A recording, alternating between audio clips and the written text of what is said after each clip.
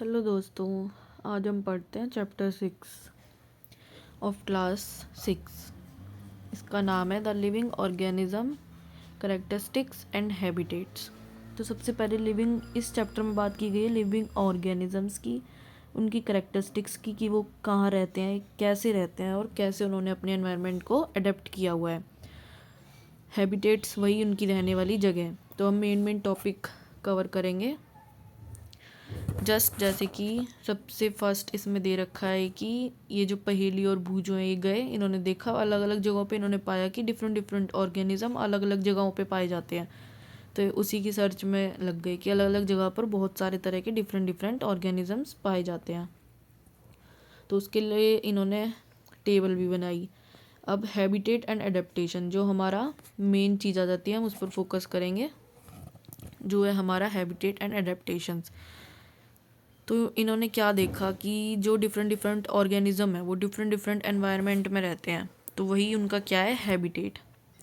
जो जैसी जिस जगह पर रहता है वहाँ की चीज़ों को यूज़ करता है, शेल्टर, फूड, एयर, है ना, लैंड।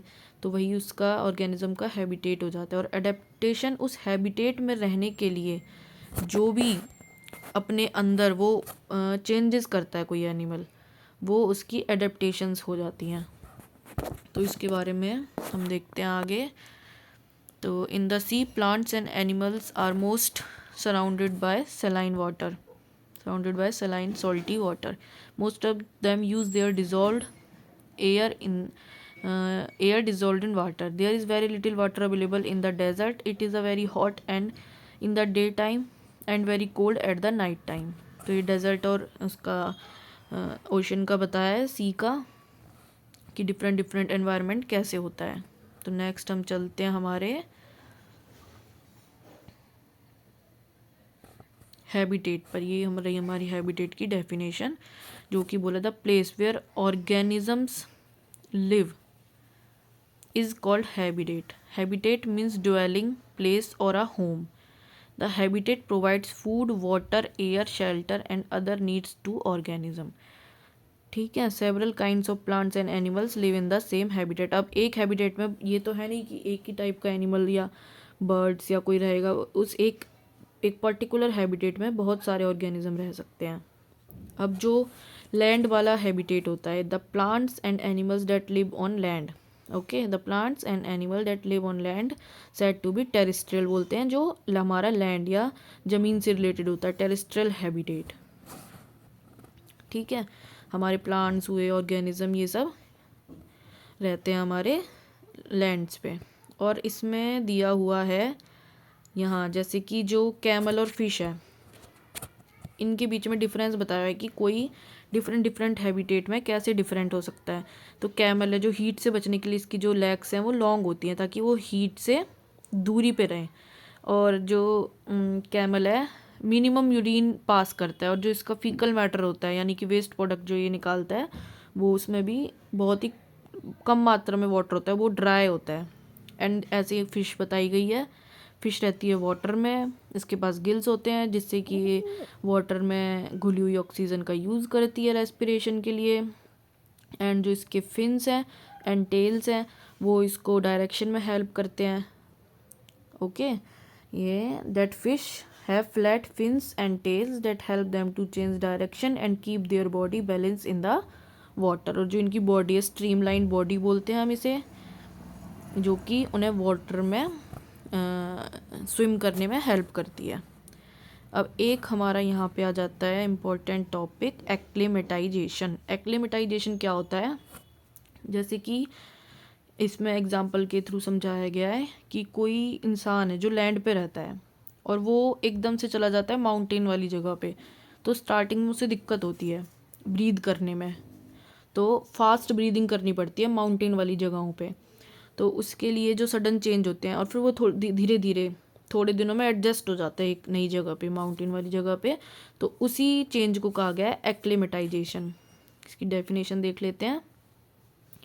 तो आफ्टर सम डेज, जैसा कि मतलब सम डेज के बाद वो, our body adjust to the changed condition on the high mountain.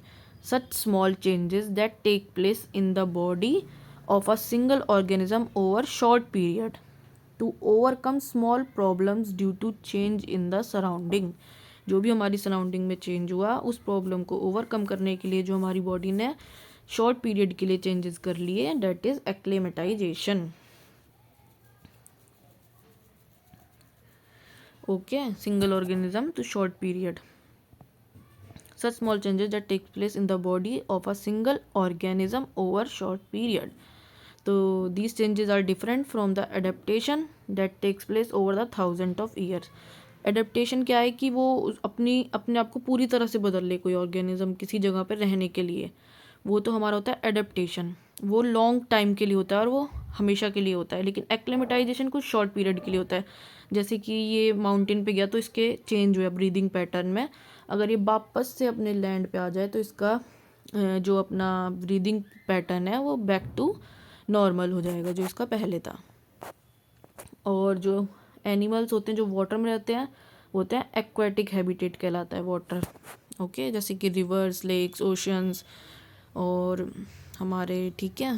इसके बाद है अपना बायोटिक एंड एबायोटिक. बायोटिक होते हैं जो लाइफ से रिलेटेड होते हैं. तो organism that the organism both plants and animals living in a habitat are its biotic components. ठीक है.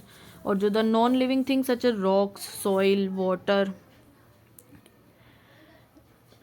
इन the habitat constituting abiotic components, जो कि हमारे नॉन लिविंग है वो एबायोटिक है जिनके अंदर लाइफ नहीं है. और अब इसमें कहा है are sunlight and heat biotic, और बट ऑब्वियसली एबायोटिक क्योंकि इनमें लाइफ थोड़ी ना है, ये नॉन लिविंग है. तो sunlight and heat are also abiotic components. Next है हमारा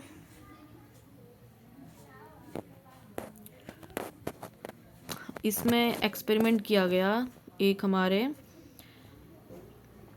मूंग सीड्स को लेकर के, उसमें उसे अलग अलग कंडीशंस में रखा. तो इसमें बताया गया है कि जो हमारी लाइफ है उसके लिए कोई सी लाइफ को जर्मिनेशन के लिए एयर, वाटर, लाइट, हीट बहुत ही नेसेसरी है. अब हम देखते हैं जर्नी थ्रू डिफरेंट हैबिटेट्स. सम टेरेस्ट्रियल हैबिटेट. टेरेस्ट्रियल क्या होता है? लैंड वाले जो हैं उनकी बात कर रहे हैं हम. तो फर्स्ट है हमारा डेजर्ट. डेजर्ट यानी कि लैंड्स, सॉरी डेजर्ट्स यानी कि मरुस्थल. तो मरुस्थलों में क्या होता है? We discuss the abiotic factors of a desert and adaptation in camels. Camels का हमने देखा उनकी लॉन्ग लेग्स होती हैं, यूरिन कम पास करते हैं, स्वेटर नहीं करते, एंड जो उनका फीकल मैटर है वो ड्राई होता है. तो ऐसे ही कुछ प्लांट्स का बताया हुआ है कि कुछ प्लांट्स हैं पर्टिकुलर टाइप के जिनकी जो लीव्स हैं, लीव्स स्पाइनी शेप में कन्वर्ट हो जाती हैं ताकि जो रेस्पिरेशन है वो कम से कम हो और जिससे कि वो अपने वाटर का लॉस कम से कम कर पाएँ. और सेकंड, इनके जो आउटर लेयर होती है उस पर एक वैक्सी सब्सटेंस होता है, वो भी हेल्प करता है रेस्पिरेशन की रेट को कम करने के लिए. उसके बाद है हमारा माउंटेन रीजन्स. अब माउंटेन रीजन्स पे क्या एडेप्टेशंस होती हैं किसी मॉलिक्यूल वो किसी एनिमल्स में. जो हमारे माउंटेन रीजन्स हैं एक तो ये अपने कोन लाइक ट्रीज़ होते हैं, इनकी जो लीव्स होती हैं वो भी निडल लाइक होती हैं जिससे कि वो बारिश और सबके पानी को आसानी से नीचे फ्लोट कर पाएँ. ओके. और सेकंड जो एनिमल्स होते हैं उनके फर होते हैं. दिस इज़ याक, लेपर्ड, इनके फर होते हैं. ये गोट है, माउंटेन गोट. ये फर इनको हेल्प करते हैं सर्दी से बचने में. उसके बाद हमारा है ग्रासलैंड. ग्रासलैंड में क्या एडेप्टेशंस हैं अब एनिमल्स के पास, जैसे कि लॉइन का एग्जांपल दिया हुआ है डियर. तो लॉइन के पास हमारा ये लिटिल ब्राउन होता है जिससे कि ये छुप पाता है झाड़ियों में. ठीक है. और तो जो हमारा लॉइन है ये करता है शिकार. ठीक है. तो its light brown colour helps it to hide in dry grassland when it hunts for prey animal to eat. जब ये प्रे यानी कि जो शिकार है इसके लिए छुप सकता है.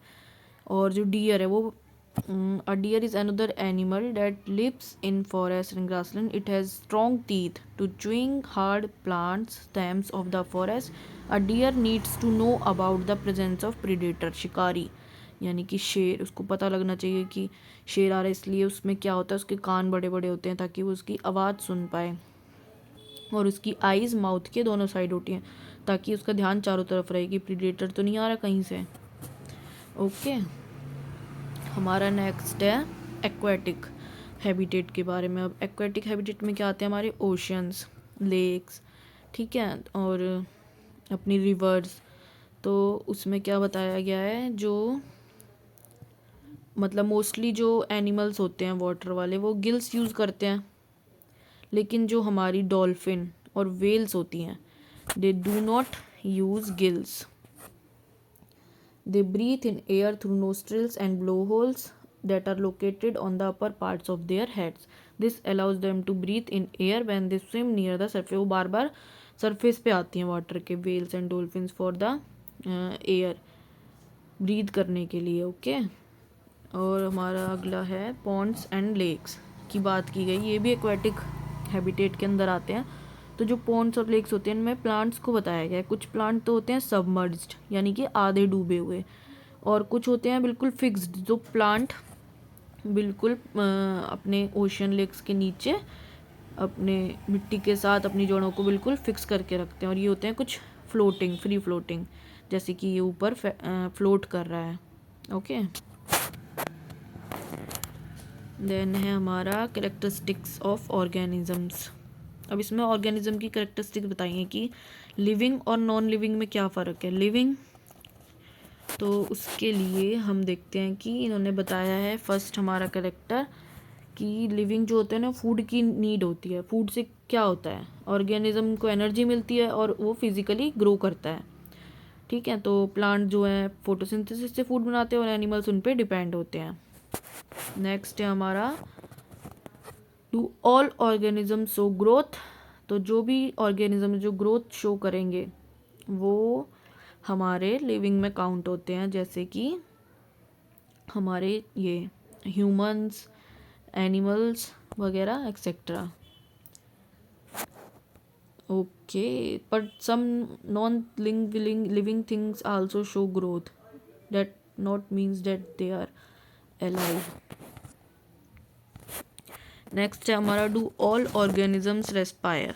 रेस्पिरेशन क्या है, एयर को अंदर लेना और O2 को अंदर लेना और कार्बन डाइऑक्साइड को बाहर छोड़ना, दिस इज कॉल्ड रेस्पिरेशन। तो breathing is a part of process called respiration. Respiration, some of the oxygen of the air we breathe in is used by body, we breathe out carbon dioxide produce in this process. The process of breathing in animals like cows, buffaloes, dogs, cats similar to humans. Okay, next है हमारा जो हमारी respiration होती है, इससे हमारी body को last में जाके क्या मिलती है, एनर्जी। जैसे कि हम जानते हैं जो हम ऑक्सीजन लेते हैं वो हमारी ब्लड के थ्रू जाके ऑर्गन्स में सेलुलर रेस्पिरेशन करने में हेल्प करती है, जिससे कि CO2 रिलीज़ हो जाती है और O2 को वो यूज़ कर लेते हैं एनर्जी प्रोडक्शन में, दैट इज़ ATP, ठीक है। उसके अगला है हमारा, हाँ ओके, तो ये जो एक करेक्टर है, do all organism respond to stimuli. जो हमारा लिविंग है वही तो स्टिमुलस को समझ सकता है किसी को। तो इसमें क्या दिया हुआ है हमारा, your eyes shut themselves automatically for a moment till they adjust to the changed bright surroundings. Your favourite food, bright light and a throne. In the above situation are some example of changes in your surrounding. All of us respond immediately to such changes in our surrounding that makes us respond to them are called stimuli. मतलब कि वो एक stimulus है ना जो हमें change करने पे मजबूर कर रहे हैं। तो उसके अगला है हमारा, ठीक है, do plants also respond to stimuli. Flowers of some plants bloom only at night. In some plants flowers close after sunset. In some plants like mimosa commonly known as touch me not, जो हमारा छुई मुई का पेड़ होता है वो, leaves close or fold when someone touches them. These are some example of response of plant toward changes in their surrounding, surrounding में उनकी चेंज हो रहा है उसके हिसाब से वो अपना रिस्पॉन्स देते हैं। अब हमारी आ गई एक्टिविटी 4। ओके, इसमें हमारा क्या बताया हुआ है, place a potted plant in a room a little away from window through which sunlight enters. अब ये एक्टिविटी हमारी इसी की स्टिमुलस मिला और उससे क्या रिस्पॉन्स हुआ। तो हमने एक प्लांट लिया, उसको विंडो के पास रख दिया, तो वो बेंड करता है इन द डायरेक्शन ऑफ सन, जहाँ से विंडो से सन आ रहा है उसकी डायरेक्शन में वो प्लांट धीरे धीरे मूव कर जाएगा। जैसे हम वो धीरे धीरे ग्रो होएगा ना, तो जहाँ से उसको लाइट आ रही है वो उसी तरफ इस तरफ मुड़ जाएगा थोड़ा थोड़ा। तो ये एक एग्जांपल है कि plant respond to light. Okay, next है हमारा living organism and excretion. All organism need food, सबको खाने की ज़रूरत है। Not all the food that is eaten is completely used. तो जो हम फूड खाते हैं उसमें से जो इम्पोर्टेंट है वो तो एब्जॉर्ब्ड हो जाते हैं बॉडी में। ओके, और जो वेस्ट मटेरियल है वो फीकल मैटर, यानी मतलब वो बॉडी से बाहर एक्सक्रीट कर दिया जाता है। तो our body produce some waste in other life processes also, our body produce some waste in other life processes also. The process of getting rid of waste by organism is known as excretion. Do plant excrete? They do, but not as seen in animals. Animals की तरह नहीं करते. The mechanism in plants are little different. Some plants find it possible to store the waste products. कुछ जो plants है वो तो store कर लेते हैं within their parts in a way that they do not harm the plants as a whole. Some plants remove waste product as secretion. Excretion is another characteristic common to all organism. Okay. Next आ गया हमारा, do all organism reproduce their own kind? क्या organisms reproduce करवाते हैं their same type? तो हमने देखा है जैसे कि चिड़ियों के घोंसले में, कबूतर के घोंसले में, many birds lay their eggs in the nest, some of the eggs hatch and young birds come out of them. तो जब अंडे टूटते हैं उनमें से उनके बच्चे निकलते हैं। ठीक है, तो animal reproduce their own kind, अपने जैसे ही रिप्रोड्यूस करें उन्होंने। द मोड ऑफ रिप्रोडक्शन में बी डिफरेंट। अब जो रिप्रोडक्शन है हमारा उसकी जो मोड है वो डिफरेंट हो सकता है in different animals. Some animals produce their young ones through eggs, कुछ जो हैं जो सीधा एग देते हैं, कुछ हैं जो सीधा बेबीज़ देते हैं, यानी कि डायरेक्ट एनिमल्स विदाउट एग। तो ये रहा, some animals give birth to young ones. Plant also reproduce like animals. Plants also differ in their mode of reproduction. Many plants reproduce young through seeds और plants produce seeds. So हम देखते हैं,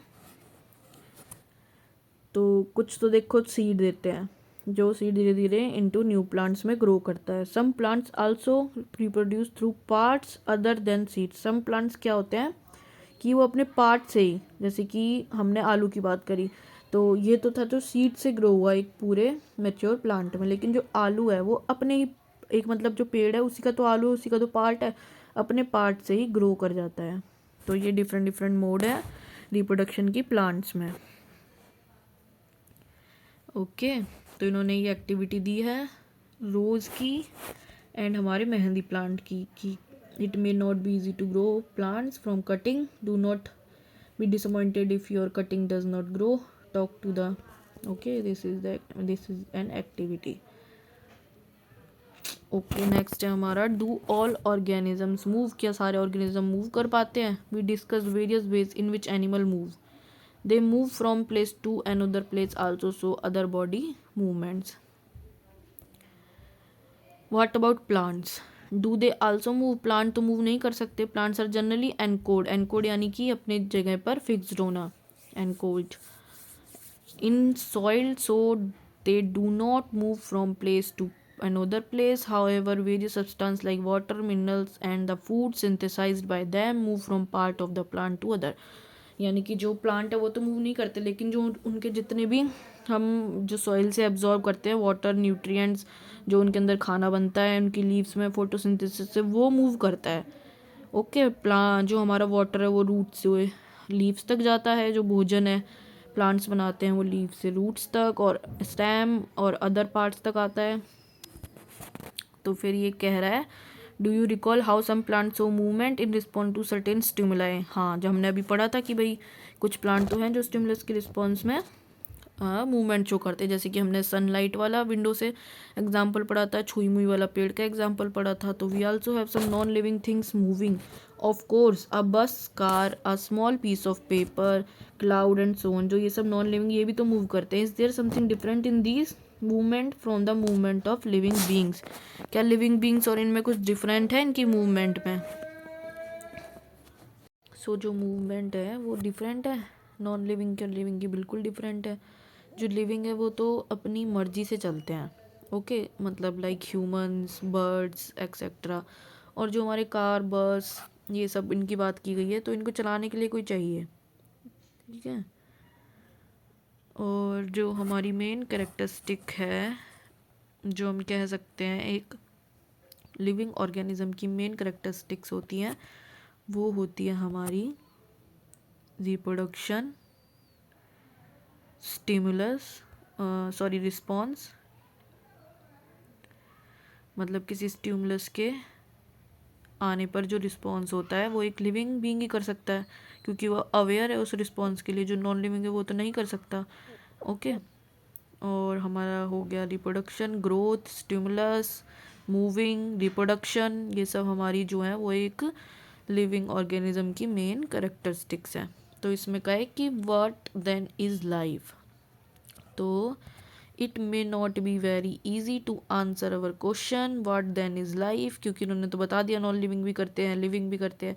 तो however looking at all the diversity of living organism around us we can conclude that life is beautiful, okay. तो main characteristic हमने देख ली, reproduction, response, हमारा ग्रोथ, और हमारा एक्सक्रीशन, मूविंग। तो ये सब हमारे एक करेक्टरिस्टिक हो सकते हैं लिविंग ऑर्गेनिज्म के। तो ये चैप्टर होता है हमारा फिनिश। इसमें क्या दिया हुआ है, हम जो मेन वर्ड्स हैं उनके बारे में समझते हैं। एडेप्टेशन, हमने पढ़ा था एडेप्टेशन कि कोई भी ऑर्गेनिज्म जो अपने जिस एनवायरनमेंट में रहता है उसके हिसाब से ढल जाए, अपने आप में चेंजेस कर ले, तो वो ही क्या है, एडेप्टेशन, उस एनवायरनमेंट के हिसाब से। एक्वेटिक हैबिटेट यानी कि जो एनिमल्स और मतलब प्लांट के होते हैं, सॉरी वाटर के होते हैं जो प्लांट और एनिमल्स, उनको कहते हैं जहाँ वो रहते हैं उस जगह को कहते हैं उनका एक्वेटिक हैबिटेट। बायोटिक कंपोनेंट जो लिविंग कंपोनेंट है हमारे, वो है हमारे बायोटिक कंपोनेंट। एक्सक्रीशन जो वेस्ट प्रोडक्ट निकालने की प्रोसेस है, दिस इज एक्सक्रीशन। ग्रोथ, किसी की फिजिकल अपीयरेंस में बढ़ना, इज द ग्रोथ। हैबिटेट यानी कि रहने वाली जगह ऑर्गेनिजम्स की, जहाँ वो सारी रिसोर्सेज का यूज़ करते हैं रहते हुए, लिविंग, जो भी ब्रीथ कर रहा है, मूव कर रहा है। रिप्रोडक्शन, रिस्पॉन्स, ये सब क्या है, वो लिविंग के अंदर आते हैं। रिप्रोडक्शन यानी कि अपनी जैसे यंग वंस को प्रोड्यूस करना, that is reproduction. And respiration, mechanism of breathing, oxygen अंदर लेना एंड CO2 बाहर निकालना। स्टिमुलस, वही किसी की भी चीज़ यानी किसी भी कोई भी रिस्पॉन्स देना किसी स्टिमुलस, यानी कि जैसे हमने सनलाइट वाला एग्जाम पढ़ा था कि सनलाइट आई तो उसी तरफ जो हमारे प्लांट्स हैं वो ग्रो कर गए, और जो हमारा छुई मुई का पेड़, उसको छूते ही उसने रिस्पॉन्स किया, वो स्टिमुलस था जो हमने उसको छुआ, वो स्टिमुलस दिया और उसने रिस्पॉन्स किया कि अपनी लीव्स को क्लोज कर लिया, ओके। ये हमने इसके की पॉइंट्स पढ़ लिए, कीवर्ड्स। ये हमारा चैप्टर हो जाता है फिनिश। तो इसमें लास्ट में दिया हुआ है हमारा, जैसे कि living things have certain common characteristics, they need food, they respire, they excrete, respond to their environment,